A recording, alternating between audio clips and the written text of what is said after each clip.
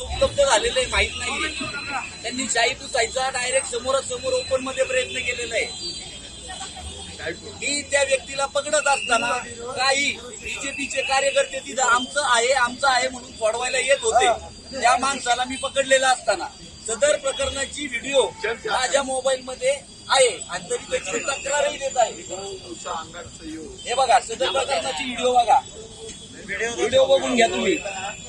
पूर्ण व्हिडिओ माझ्याकडे आहे. बघा हा मुलगा आहे, बीजेपीची टोपी घातलेली आहे, तो समोरच्या महिलेच्या ओटाची शाई पुसतोय.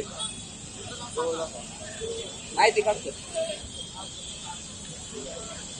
बरं, शाही पासून परत हे मतदान करत होते का? काय करत मतदान करत होते का ते माहित नाहीये. पण ओटाची शाई का पुसायची? कारण काय त्याचं? शाही पुसणे म्हणजे मतदान ओटाची शाई लावतो कशासाठी आपण?